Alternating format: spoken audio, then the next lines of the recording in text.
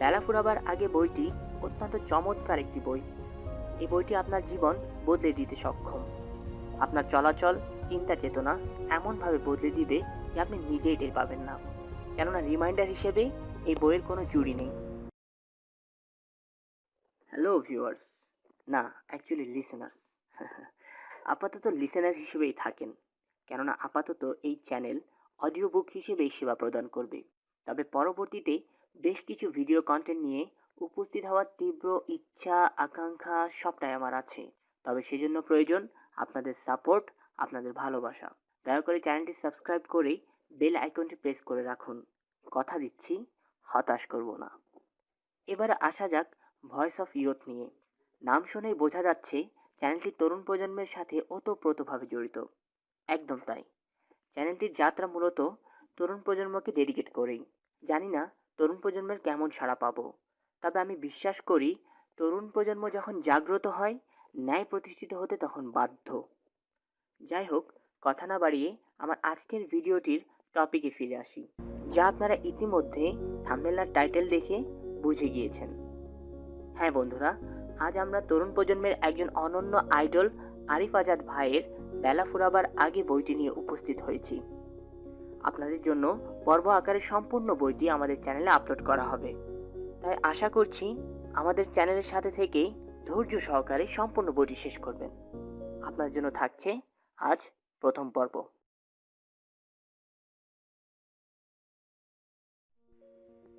শুরুর আগে, প্রিয় নবী মুহাম্মদ সাল্লাল্লাহু আলাইহি ওয়াসাল্লাম ছিলেন সাহাবীদের চোখের মণি। তাকে এক মুহূর্তের জন্য দৃষ্টির অন্তরাল করা সাহাবীদের জন্য ছিল রীতিমতো বিচ্ছেদের ব্যাপার। নবীজির উপস্থিতি তাদের হৃদয়কে প্রফুল্ল করে তুলত। তাদের ধ্যান ধারণা, তাদের যাপিত জীবনের সকল অনুষঙ্গ আবর্তিত হতো নবীজি সাল্লাল্লাহু আলাইহি ওয়াসাল্লামকে ঘিরেই। ধুধু মরুভূমিতে পথহারা পথিকের বুক যেমন এক ফোঁটা পানির জন্য ছটফট করতে থাকে, সাহাবীদের কাছে নবীজির সঙ্গ ছিল ঠিক সেরকম, দুর্লভ, অমৃত সমান পানির মতন। নবীজিকে তারা চোখে হারাতেন। তিনি ছিলেন তাদের কাছে প্রাণের অধিক প্রিয়।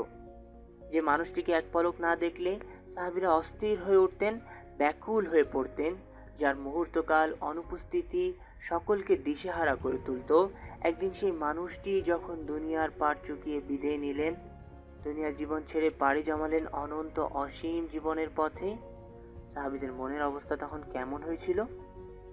প্রিয়তম মানুষটার সাথে দুনিয়ায় আর দেখা হবে না, একসাথে বসে গল্প করা হবে না, হৃদয়ের সমস্ত আবেগ ঢেলে ইয়া রাসূলুল্লাহ বলে সম্বোধন করা যাবে না, তার ডাকে লাব্বাইক বলে হাজির হওয়া হবে না। এমন দৃশ্যগুলো কল্পনা করা কি সাহাবীদের জন্য খুব সহজ ছিল? ছিল না। নবীজিকে হারিয়ে সাহাবীদের হৃদয়ে যে বিচ্ছেদের ঝড় উঠেছিল, সেই ঝড় খানিকটা আমরা বুঝতে পারি উমর রাদিয়াল্লাহু তাআলা আনহুর ঐতিহাসিক সেই ঘটনা থেকে। নবীজি সাল্লাল্লাহু আলাইহি ওয়াসাল্লামের মৃত্যুর দিন উমর রাদিয়াল্লাহু তাআলা আনহু একেবারে পাগলের মতো হয়ে গেলেন। নবীজির মৃত্যু হতে পারে এই ব্যাপারটা তিনি বিশ্বাসই করতে পারছিলেন না। তিনি হয়তো ভাবলেন আল্লাহ কর্তৃক প্রেরিত একজন রাসূল, যাকে আল্লাহ সুবহানাহু ওয়া তাআলা বাছাই করেছেন গোটা মানব জাতির জন্যে, যার উপর নাজিল হয়েছে আসমানি গ্রন্থ আল কোরআন, মহান আল্লাহ সুবহানাহু ওয়া তাআলা যার সাথে 7 আসমানের উপরে সাক্ষাৎ করেছেন, তার কিভাবে মৃত্যু হতে পারে? উমর রাদিয়াল্লাহু তাআলা আনহু তখন অধিক শোকে পাথর।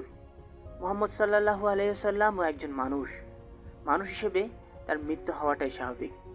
আল্লাহ সুবহানাহু ওয়া তাআলা সৃষ্টির কোনো বস্তুকে অমরত্ব দান করেননি। এই ধ্রুব সত্য থেকে তার মন তখন খানিক সময়ের জন্য বিস্মৃত হলো। নবীজির প্রয়াণ দিবসে এই কথাগুলো বোঝার মতন অবস্থা উমর রাদিয়াল্লাহু তাআলা আনহুর ছিল না। শোকে মুহ্যমান অবস্থায় তিনি গর্জে উঠলেন, বললেন, যে বলবে মুহাম্মদ সাল্লাল্লাহু আলাইহি ওয়াসাল্লামের মৃত্যু হয়েছে, তাকেই আমি হত্যা করব। ভিড় ঠেলে এগিয়ে এলেন আবু বকর রাদিয়াল্লাহু তাআলা আনহু। তিনি নবীজি সাল্লাল্লাহু আলাইহি ওয়াসাল্লামের মুখমণ্ডল থেকে চাদরটা সরিয়ে তার শুভ্রোজ্জ্বল চেহারায় দুটো চুমু খেলেন। এরপর উপস্থিত জনতার ঢলকে উদ্দেশ্য করে বললেন, অবশ্যই মুহাম্মদ সাল্লাল্লাহু আলাইহি ওয়াসাল্লাম মৃত্যুবরণ করেছেন। আবু বকর রাদিয়াল্লাহু তাআলা আনহুর এমন সাদাসিধে সরল বক্তব্যে ওমর রাদিয়াল্লাহু তাআলা আনহুর মনের যাতনা যেন আরো দ্বিগুণ বেড়ে গেল। নবীজির প্রয়াণে যে শোকের সাগর জন্ম নিয়েছে হৃদয়ে, সেই সাগর যেন আরো অশান্ত, আরো বেপরোয়া হয়ে উঠল। ওমর রাদিয়াল্লাহু তাআলা আনহু বলে উঠলেন, না, কখনোই না। মুনাফিকরা চিরতরে নিঃশেষ না হওয়া পর্যন্ত মুহাম্মদ সাল্লাল্লাহু আলাইহি সাল্লামের মৃত্যু হতে পারে না। ওমর রাদিয়াল্লাহু তাআলা আনহুকে এমন বিস্মৃত হতে দেখে আবু বকর রাদিয়াল্লাহু তাআলা আনহু বললেন, যারা মুহাম্মদ সাল্লাল্লাহু আলাইহি সাল্লামের ইবাদত করত তারা জেনে রাখুক যে মুহাম্মদ সাল্লাল্লাহু আলাইহি ওয়াসাল্লাম মারা গেছেন। আর যারা আল্লাহ সুবহানাহু ওয়া তাআলার ইবাদত করে তারা জেনে রাখুক যে আল্লাহ চিরঞ্জীব, চিরন্তন। এরপর তিনি সূরা আলে ইমরানের সেই আয়াতটি তিলাওয়াত করলেন। আর মুহাম্মদ কেবল একজন রাসূল, তার পূর্বে নিশ্চয়ই অনেক রাসূল বিগত হয়েছেন। যদি মুহাম্মদ মারা যান কিংবা তাকে হত্যা করা হয়, তবে কি তোমরা আল্লাহর রাস্তা থেকে পলায়ন করবে? যে ব্যক্তি আল্লাহর রাস্তা থেকে পলায়ন করে সে আল্লাহর কোনো ক্ষতি করতে পারে না, আর আল্লাহ শীঘ্রই কৃতজ্ঞদের প্রতিদান প্রদান করবেন। আবু বকর রাদিয়াল্লাহু তাআলা আনহুর মুখে এই আয়াত শুনে মুহূর্তে স্তম্ভিত হয়ে যান ওমর রাদিয়াল্লাহু তাআলা আনহু। তিনি বললেন, মনে হলো এই আয়াত আমি আজই প্রথম শুনলাম। ওমর রাদিয়াল্লাহু তাআলা আনহুর মতন একজন বিশিষ্ট সাহাবীও অল্প কিছু সময়ের জন্য বিস্মৃত হয়েছিলেন সেদিন। শোকের আতিশয্যে তিনি ভুলতে বসেছিলেন মুহাম্মদ সাল্লাল্লাহু আলাইহি ওয়াসাল্লামও মৃত্যুবরণ করতে পারেন। একজন নবী, প্রেরিত রাসূল, আসমানি কিতাবের ধারক বাহক, জগতে পদচিহ্ন রাখা সর্বশ্রেষ্ঠ মানুষ, এমন মানুষেরও মৃত্যু হতে পারে?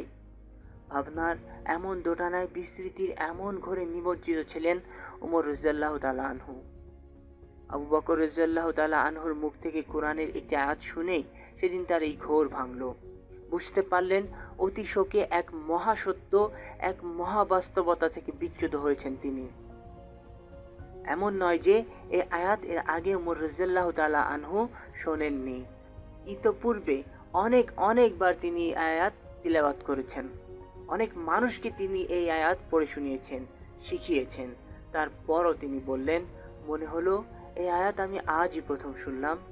এই যে আবু বকর রাদিয়াল্লাহু তাআলা আনহুর একটি ছোট্ট রিমাইন্ডার, একটি ছোট্ট নসিহা, এতেই ওমর রাদিয়াল্লাহু তাআলা আনহুর বিস্মৃত অন্তর জেগে উঠেছিল সেদিন। যে মহাসত্য থেকে বিচ্যুত হয়েছিলেন তিনি, আবু বকর রাদিয়াল্লাহু তাআলা আনহুর একটি ছোট্ট কথা তাকে টেনে নিয়ে এলো পরম বাস্তবতায়। তার অন্তর উপলব্ধি করল সত্যটাকে। উপস্থিত সকল সাহাবীও বুঝলেন যে নবী মুহাম্মদ সাল্লাল্লাহু আলাইহি সাল্লামের মৃত্যু হতে পারে। যদি সেদিন আবু বকর রাদিয়াল্লাহু তাআলা আনহু ওমর রাদিয়াল্লাহু তাআলা আনহুর এই ভুল না ভাঙাতেন, তাহলে মুসলিম শিবিরে শিরকের মতো একটা পাপ হয়তো শেকড় গেড়ে বসত। এই ঘটনা বলার উদ্দেশ্য হলো এই, একটি নসিহা, একটি রিমাইন্ডার, একটি উপদেশ মাঝে মাঝে অনেক গুরুত্বপূর্ণ ভূমিকা রাখে আমাদের জীবনে। বিস্মৃতির অতল তলে তলিয়ে যাওয়া আমাদের হৃদয়গুলোকে জাগিয়ে তুলতে এরকম নসিহার খুব বেশি দরকার মনে করি। একটি আয়াত কিংবা হাদিস অথবা একটি বাক্য বদলে দিতে পারে আমাদের জীবন, হৃদয়ে মেলে দিতে পারে ভাবনার ডালপালা। বিস্তৃত অন্তরকে নতুন করে জাগাতে, মরচে ধরা ঈমানকে ঝালাই করতে, অবাধ্যতার অন্ধকার থেকে আমাদের তুলে আনতে অনেক সময় একটি লাইনও যথেষ্ট হতে পারে। জীবনের উদ্যম ফিরে পেতে, মহান রবের দিকে প্রত্যাবর্তনের জন্য এরকম রিমাইন্ডারের বিকল্প নেই। সেই রিমাইন্ডারের উৎস হতে পারে কোনো সত্যিকার আল্লাহওয়ালা ব্যক্তির সাহচর্য, হতে পারে ভালো কোনো আলিমের লেকচার, ভিডিও, কোনো ভালো স্কলারের লেখা আর্টিকেল কিংবা ভালো কোনো দিনই পরামর্শমূলক বই। এই উৎসগুলো আমাদের ঈমানকে ঝালাই করতে সহায়ক ভূমিকা পালন করে।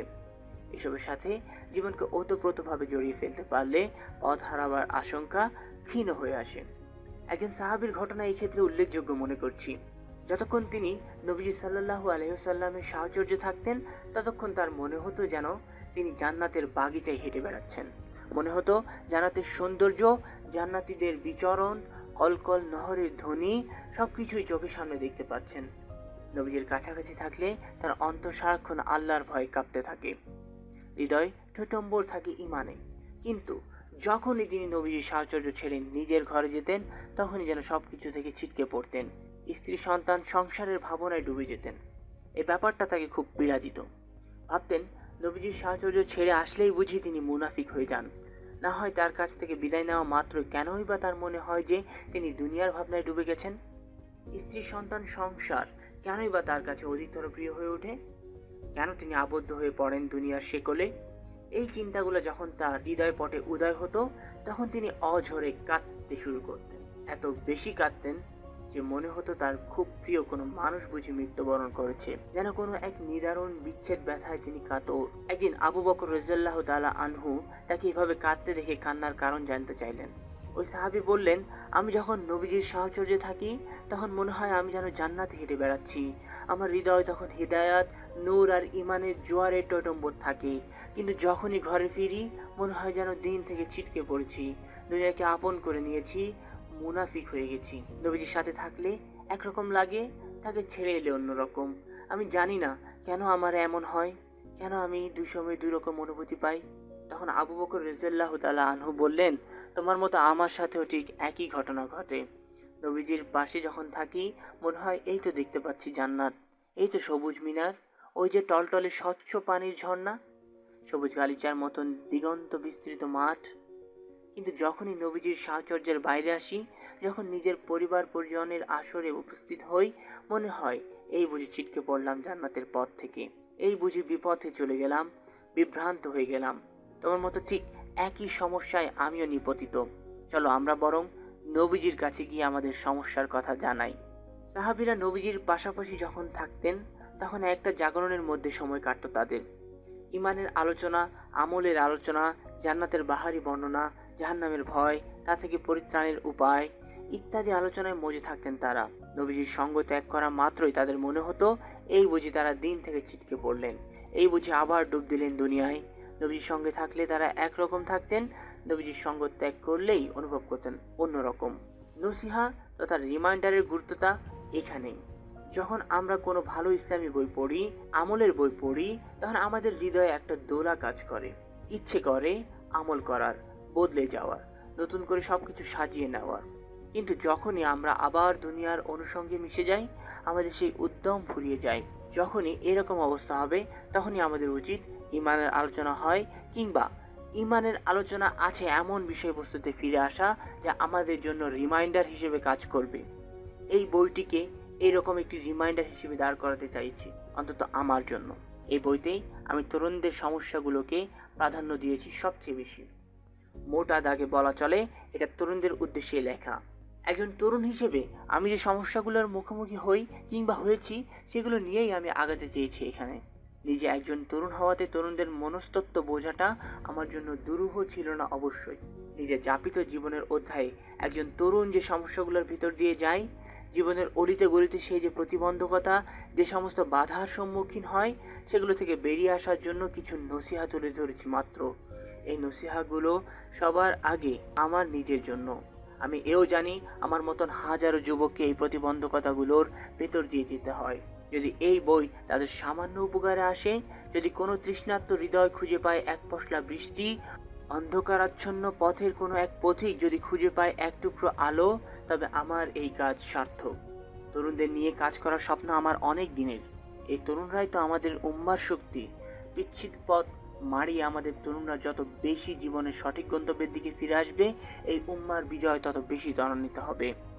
জীবনের আদি এবং আসল উদ্দেশ্যকে তারা যখন চিনতে শিখবে, তখন তাদের ভেতর থেকে উঠে আসবে নতুন যুগের হামজা, খালিদ, আলী এবং উমারের দল।